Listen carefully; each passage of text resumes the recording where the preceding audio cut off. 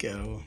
Hey, what's up, good people? How you doing? Welcome back to Stock Up with Larry Jones. You may notice there's a gentleman sitting here to your right and my left. His name is Stocks with Josh, and he is the chart GOAT.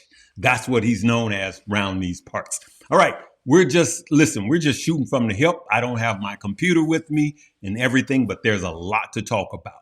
Yesterday, we had the Fed. The Fed came out. He stayed the rates, not going up, not going down. It was already priced in, right? We all knew this. All the analysts knew it. I knew it. You knew it. And the market, nothing happened.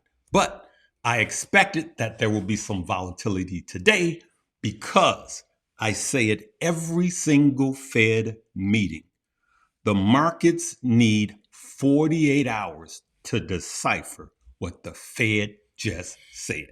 And there's always a reaction. So we didn't get a reaction on yesterday, but today, OMG, we got some reactions. For if you were looking at the SPY, if you were looking at the Qs, you saw major dump. Last I looked, the NASDAQ was down. I know it regained, but I saw it down 600 points, Josh. What do you got to say about the markets? And then we're going to get into some specific stock that we did some buying today. And so, Josh, what do you got to say about the market? Well, I mean, we've seen some incredible turmoil here this morning and throughout the day. Microsoft losing almost or on its way to losing $500 billion in market share, and which is just shocking. Yes. And then you've got Meta, which is holding up very well and climbing a little bit. And but I would say this, and I'm with you, Larry, on the idea that give it a little bit of time. And I would say at bare minimum, so far, it looks pretty good on Meta, but let's see how the week actually closes out. Let's see if it holds these gains Friday and Monday. And I would say the market is telling us that winners will be rewarded and losers will get crushed. Tesla, it ran up.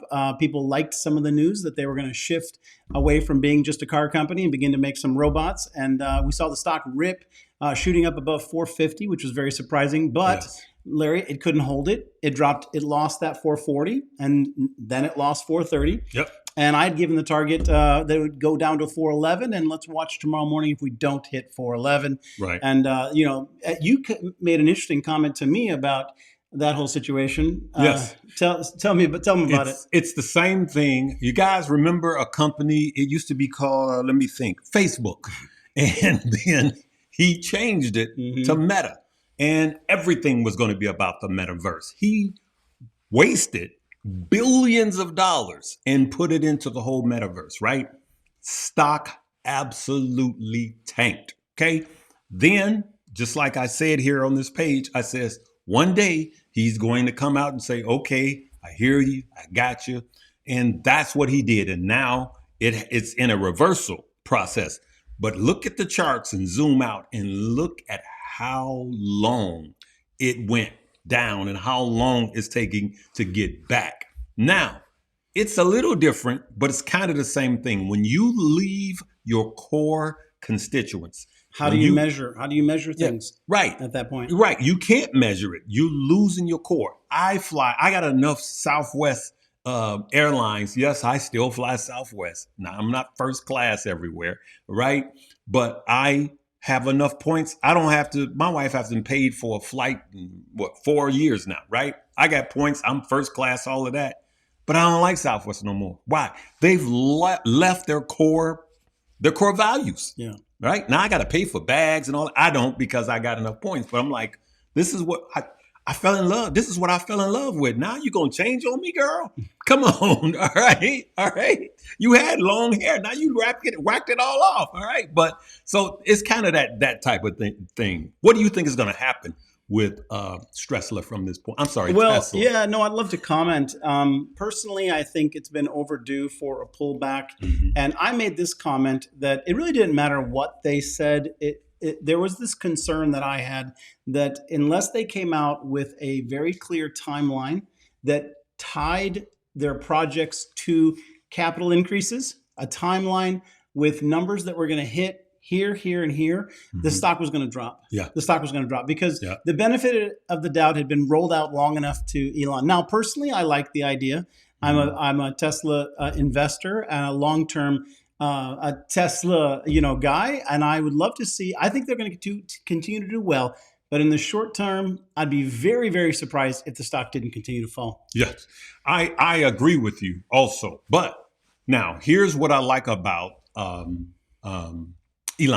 He's innovative. His whatever you thinking, that was so yesterday to him, right? He's whatever you thinking today, that was so last week to him. He's in the future. I'm the same way. I'm living in the future mentally. Okay. The problem with Elon is he has a lot of false promises as it pertains to his timelines. Oh, I'm going to have the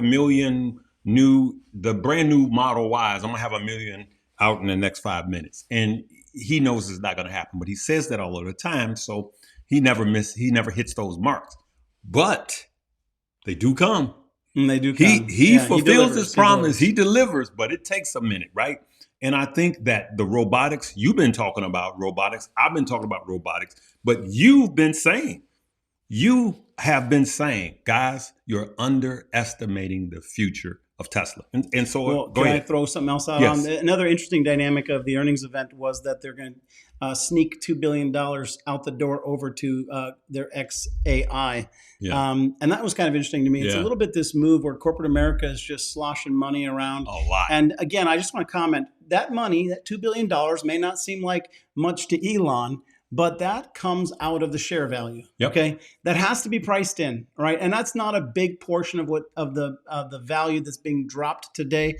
But I just want you guys to understand that one of the biggest things that drives stocks up or down is profits that get projected into the future or expenses that have to be recalculated, especially debt. Now it's not debt; it's an investment, but it is a form of debt because it's not driving into the core product. Yep. So we're going to get to a couple of videos. Thank you. We're going to get to a couple of stocks. Guys, y'all know this is better than CNBC. Y'all know this is better than Fox Business, Yahoo Finance. We giving y'all some plays. But anyway, let's talk about some money we made this morning. Absolutely. Okay, so I was using the indicator, the new indicator. It's going to be the only link in this. The Larry Jones Traffic Trader. We was killing it this morning. I bought 3 shares of Oaklo, did a put, and Josh, isn't that 90%? Yes, sir. 90%. Yes, sir. Yes, sir. Made 90%, walked away. But I thought you were bullish on Oaklo. I am. Great question. And so this is the thing about it. I can do puts, be long on something, and intraday do puts, or inter hours do puts. Yeah. You understand what I mean by that. So within a day, I see a downtrend. I can make money on it going down, but then you zoom out, in the long run, it's going long, okay? And so Oaklo is one of those that I am waiting on some things to happen. They're going to get new partnerships. They actually got a partnership with the U.S. Department of Energy right now, new partnership. So there's a lot of deals. That sounds like some more of that cash that's getting slushed around. Exactly. So what do? Do you just buy? No, I gave buy zones. In Money Moves, I gave you got buy zones, and I'm going to start bringing some of that information here. That where I see it's a good place to accumulate, okay? And we wait on red days to actually get into that. So Oaklo is a long-term play to me. I like it too, long-term. It's the president keeps telling you, get out of the politics. He's telling you, nuclear. We do not have 1 or 2 energy sources. That is enough to power AI. So you can't name 1 energy source that is enough to power AI. A lot of these you can't name sources, 2 together, Larry, aren't enough to power the cities they're in. Exactly. So you're going to hear Kramer, and I do believe in the reverse Kramer. You'll hear Kramer, yeah, but those are 2 years off. Guess what else is years off? USAR, which is the next stock we're going to talk about. That it's the build out.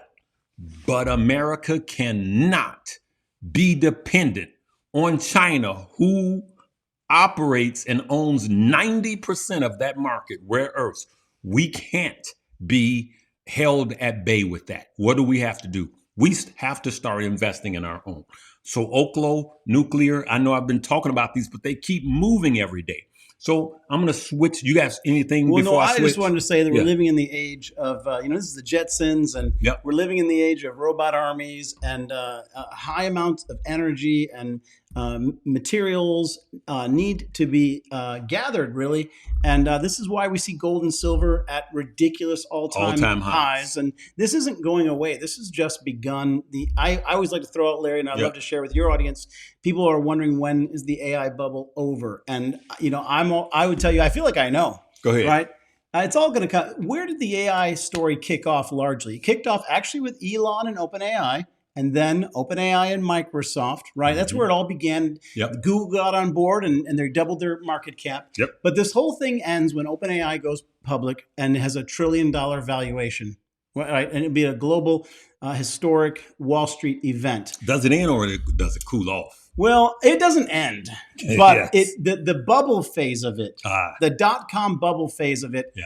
eventually comes to fulfillment, I think, in 2027. I think the story began with OpenAI, and this particular, run up of money, circular money events and AI, I think all that comes to an end for a time being. But remember what happened with the .com bubble. Right. See, 2000 wasn't the end of successful internet companies. Correct. Right. That was just when everything pulled back, and there was a once in a lifetime opportunity. But Wall Street gives a lot of once in a lifetime opportunities, but a very special opportunity to be an investor. Just so you know, and you probably know this, you could have bought Amazon for $6 after it had been up to 125. .com era punished all of these companies. Amazon came down to 6, and all of us would be fully retired for generations if we stayed in on Amazon after the .com bubble. And that's what's going to happen when we get through this event. I think the AI rally is going to continue. Microsoft's going to come back. Tesla's going to do well. And we're going to come up here in 2026 and 2027. OpenAI is going to go public. And that's where I think the needle takes a pop on the AI story. So I just say that there's still opportunity. I'm going to say this. I'm going to make a bold statement. I think OpenAI is going to be the most coveted IPO ever. Most money ever accumulated. But I also believe that OpenAI is going to do the biggest damage to the stock market ever. Sounds about right. Yes. Sounds about right. Yes. It's too much money going into one source. We talk about the Mag 7 and the broadening that needs to happen, right? And you don't want 7 stock control in the market. When OpenAI goes public, there's going to be a ridiculous amount of liquidity being sucked up and all running towards one company. And then when that bubble does get popped, right, you have to realize how many big tech pockets are deep within that company. Yes. So it's going to affect all of the big tech. And so Larry, Josh, are you saying then that why are we even buying stock and holding then if it's going to crash? What should we do? Honestly and sincerely, as I just said, this next year, as we move towards this historic Wall Street event, is going to set up opportunities. You want to have some cash on the sideline. Keenan, if he was here and part of this conversation, he'd say, get that money in the market. Yes. Get it working for you. But at some point... What does Uncle Larry been saying? I know you got some money on the sideline. I got some cash. And I'm somewhere ready between the two of these guys. Locked and loaded, I'm in the same boat, but I'll tell you, there's going to become an opportunity where if you have some money on the sidelines, when this market really goes south, just like that .com bubble, there will be an AI bubble, but we're not near it. That's the main point I was trying to lay out today, Larry, is we're doing great. We're not near it. This little pullback in Microsoft is a buying opportunity. The pullback in Tesla will be a buying opportunity under 400, in my opinion. And we're still going to run up in 2026 and 2027 before we get to a place where this begins to cool. Well, me and my followers, you know what we ready to do? What's that? We ready to pay some taxes. We ready to pay some taxes. And you know what?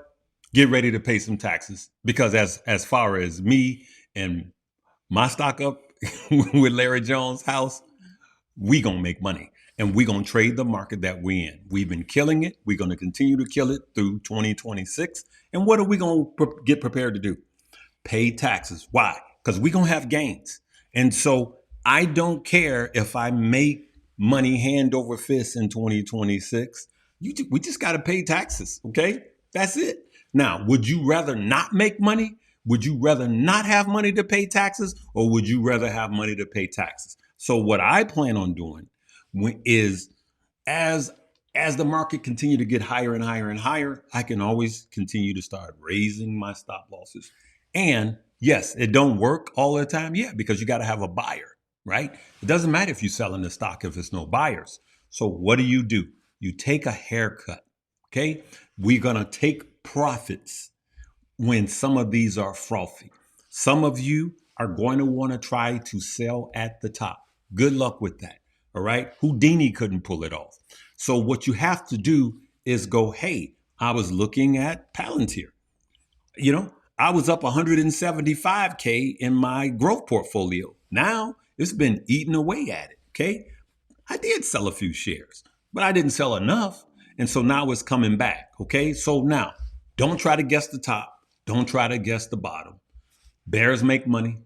Bulls make money. Hogs get slaughtered. Let's go to USAR. USAR. Now, USAR, we know that it is absolutely tanking. Okay. Can you pull up another one of those windows? Yeah. USAR is absolutely getting smacked down from the back down. Okay. And what's happening with it? Share dilution. Share dilution. Now, Josh, you've been following this page long enough to know that I chase share dilutions on a good stock that's growing. And where do I buy it? Right at the bottom of the share dilutions. And that is, while everyone else is running, I love share dilutions. Now, why are they doing this share dilution? Look at all the money. Look at the run up. Look, go to the charts, Josh, and zoom out a little bit so we can see the run up over the last. Okay, right there. You see that run up? You guys see that run up it's had. Now, what that run up represents to the company is they got money now. Yeah. And then when they have money and you're a small company, this is a rare earth company. What do they need? They need more capital. So the share price ran up. They got a truckload of money, and now they want to invest money. So what do? They do a share dilution, which simply means that they are issuing more shares into the market. They're dumping more shares, which means that the share that you now have is worth less. Okay.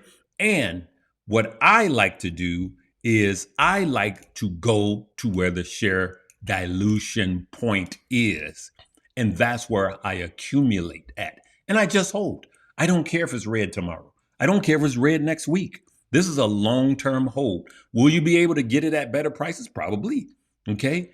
But I like share dilutions because 95% of the times they are winners for me. What do you got to say about it? Well, I just want to comment on the stock, talk about this incredible move. So this was December 31st. Basically, January 1st, this took off like a rocket and went up 236%. So in under 1 month, this thing went up 240% from $11 to $40. And so like the last time, it went up so fast, it had a pretty big cool off phase. Now, let's bag up. Let's bag up. Just zoom out right there. Now, right at that point before it ran up, right here.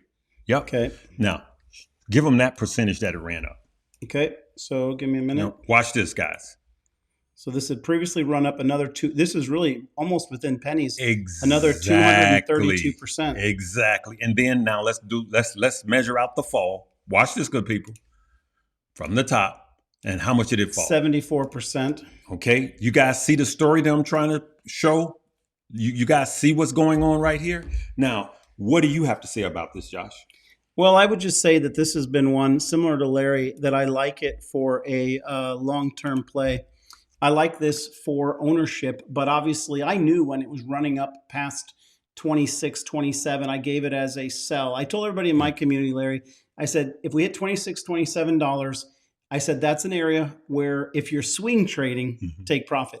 If you're long-term investing, I said, this is going to stay on the table for the next 12 months as an active opportunity. Me and my followers, we bought this and we made 508%. That's not bad. 508%. And you know what we sold at? You can pay some taxes with 508%. We sold right at the top. This was Nice. another play that I brought to the community. And I brought this and the warrants to the community. The warrants ran out, right? They expired. We made a ton of money. Now, I don't know if it was on the warrants, but we made money. If you made money on USAR last year, leave me something in the chat if I helped you to make money with USAR. Can I give everybody support Please do. moving forward? Please do. So let me just show this to you guys. I've got the volume range visual profile, which is these bars on the right of the screen. And it just shows you that there is a massive support level here at right around $18.32. Now, this was resistance, resistance, all within this range. A couple times it's broken out, and I think it's quite likely that we're going to come down and tap this area. We don't have to, okay? Right. If you're a long-term investor. There's another one at like 21 something. I don't have mine. What is it? What's the price? Yeah, so right now, exactly the price is $22.86. Yeah. Yeah. And so I'm just telling you that if we continue to go south, the natural place where this is going to find support is right here between really right around $18 to $16. And if you're a long-term investor, if you look at this, even though take these spikes out, this kind of has this trajectory in my eyes is the path that it appears to be on, and it'll stay in the news. And Larry, let's just can I shout this out? Oaklo doesn't have any nuclear plants. They just have the idea of less regulation and money flowing into a future, part of the AI story. And USAR, they don't even need profits. As long as this remains a elevated concern in Washington and global economics, it's going to remain a stock of interest on Wall Street. Rare earths, which the president brought up in his speech. Now go back to the chart. So I told my people that we were buying at 21. Why? Look at that range. Oh, I was going to say, go do that that markup again. Which one? You had that little swoop that went all the way up. Oh yeah, okay. Yep. And so this is what I'm saying. So Josh, now they just heard you say 1950, right? 1816. 1816. Yes. Some people are waiting for that exact number. And what Josh is trying to tell you, he said it may not. So what'll happen is you'll wait for that perfect entry instead of starting to nibble in this price range. Anything I say is not a suggestion for you to buy, hold, or sell. So Larry, I'm buying here, and I'm dollar cost averaging in this range because this is a buy range for me. And in particular, on a day of every time there's been a share dilution announcement, which was actually yesterday, that's when I wish I would have bought in that range. Okay. So we're going to keep it moving. I got another one. I know this is long, but we got two guys, right? Joby, ticker symbol JOBY. I have this in my EV portfolio. Again, it is absolutely tanking today. Why? Share dilution. I just explained what a share dilution was and what it does. Let's go to ticker symbol JOBY. We had it. So here's what I want to show you. No, we had it stacked over there. I want to show that one first. This one first? Yes. Okay. So here's what I want to say. Okay. So if you look at Joby, as a matter of fact, you know what? Let's go to the chart first, and then I'm going to explain that. All right. So talk to the people about what you see in the charts. Well, overall, I really like to pay attention to these descending structures here. They're referred to as a descending parallel channel because these tend to pull back and then they break to the upside. You can see that we've had a number of them. We've got another one here. We have another one here, and they break to the upside. So it generally leaning, this chart looks good to me. Now, the other most important thing is that what used to be resistance often gets back tested and becomes support. So they had this dilution event and this really, really harsh sell-off. But where did it go and where did it stop? It stopped at these ranges here. So this used to be resistance. Now, what we're going to be watching for on Friday and Monday is to see if this acts as support. Yes. So now you see the W, right? That W stands for a win to me. Guys, I like to go to the red. I run towards the red because red becomes green. And just you could actually take that in life and apply that. Whenever you're going through hard times, guys, you guys know I just lost my father. And I'm just telling you right now from my heart of hearts, there's always something, a lesson to be learned through your darkest hour. There's a lesson to be learned. That was my Sunday inspirational. Let me get back to the stocks, but there is a lot in that I'm saying, but I'm going to make a whole nother video of that so I don't get smacked by the algorithm. All right. But anyway, listen, that W, let's go back to the other chart. Let me show you guys something about Joby. Won't be green tomorrow. I mean, most likely what I mean by that is you're not going to be a millionaire on it tomorrow. But I want you guys to pay attention to the stock price, share dilution. You see the drop, and it's on a day where the NASDAQ got smacked down 600 points. I love days like this, Josh, because you see what's falling and what enters into an oversold range. Now, I'm not saying this is oversold, but it is in a range that it had a double sweeping kick. Okay, if you know what a sweeping kick is, you kick somebody at their feet and you render them help. They don't have any foundation, right? So you had the share dilution and you had the NASDAQ tanking. But for those of you that have taken stock up and you know about those warrants, look at the spread on the warrants. You got harder. Yes, yeah, the warrants got absolutely smacked down. Remember, I always tell you 2-to-1. Warrants are down 40%. If this thing starts to turn around and go back up, and the warrants are at 284, and the stock price is at 11, the warrants are going to move up 2.5 times faster than the stock on the way up because of how far it's trailing the stock price. Now, I can't go into all of that to explain it, but those of you that's been following me on the warrants, you guys know we absolutely smoked it with warrants. You know where I learned all about warrants? Yeah. From you, Larry. Yes. Made a lot of money. Yes. And so I'm just telling you guys now. Am I saying load up on the warrants right now? Right now, I don't know if you can buy them after hours. You cannot buy them on Webull. I know you'll see them, but you cannot purchase them. You can't purchase them on Robinhood. They have to be in a legacy broker. Fidelity, Schwab, TD Ameritrade. It has to be a legacy broker, and you have to just Google what the warrants are on that broker, okay? So those are some of the plays that we were looking at today. I know this one is long. We had a lot to talk about. When me and Josh get together, I just take a few notes and jot them down, and we just start talking. I was like, I'm not even studying. We're just going to cut the camera on and talk to the people. Listen, if you want to learn and earn with us with my traffic trader, it's in Money Moves, and people made a lot of money. People were making 108, 100. Somebody made over 240% using that traffic trader. If you were live with me and you made some money using a traffic trader, leave me something in the chat. Josh, anything you want to say? No, I think the market is giving us a lot of volatility, and tonight we've got Apple's and earnings, and I think we're going to see more fireworks tonight. And you don't have to try to jump in and make a lotto trade before say that again. Yeah, you know, I know a lot of people want that lotto trade because it can be exciting. You know, I've done some lotto trades. I can't remember one I took a couple $2,000 on. And I think it was AMD back in the day. And I woke up the next day, it was 26,000. And that was exciting, right? Yes. But the truth is, Tell them about a loss. Yeah, but I've had plenty that I've lost. And, you know, a $9 option, you know, 2 or 3 of them. And did you wake up, know how that earnings was going to go? No.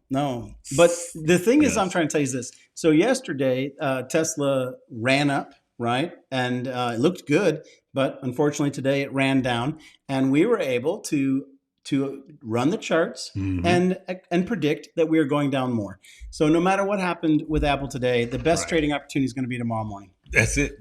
Now, guys, a lot of you have been asking, both live and in the Discord, you saying, when I say Discord, I mean WAP. Hey, Larry, should I have gotten on this trade? Should I have gotten on this trade for earnings? And I go, okay, what are earnings going to be? Well, I don't know. Then that's a gamble. I'm just telling you, I'm not chasing it. I will wait till afterwards and make money on that stock. So I'm going to leave I'm it in right. the same boat, Larry. Yeah, that's I'm with it. you, Well, bro. like, why? I don't have to. That's true. I can put some money in Joby and have a better results. Like, I literally have a better chance. Okay. So I'm going to leave by saying this. I said it this morning. People, do you want to be rich tomorrow? I'm sorry. Do you want to be rich today or wealthy tomorrow? And if you're trying to get rich today, you have a 99% chance of losing if you want to be rich today. But if you want to be wealthy tomorrow, everyone has the ability to do that. It takes time. Everybody wants to take the elevator. Nobody wants to take the stairs. I love it. It's good stuff, Larry. Wealth takes time to build. We're going to leave it right there, good people. Check the description below. One of these days, Josh and I are going to join teams together. And in both of our Patreons or both of our, my WAP and his Patreon, we're going to live trade together. Okay. I love it. I'm looking forward to it. Cool. That'd be a fun event. That would. Peace and blessings, guys. Peace. Live, love, laugh, and learn.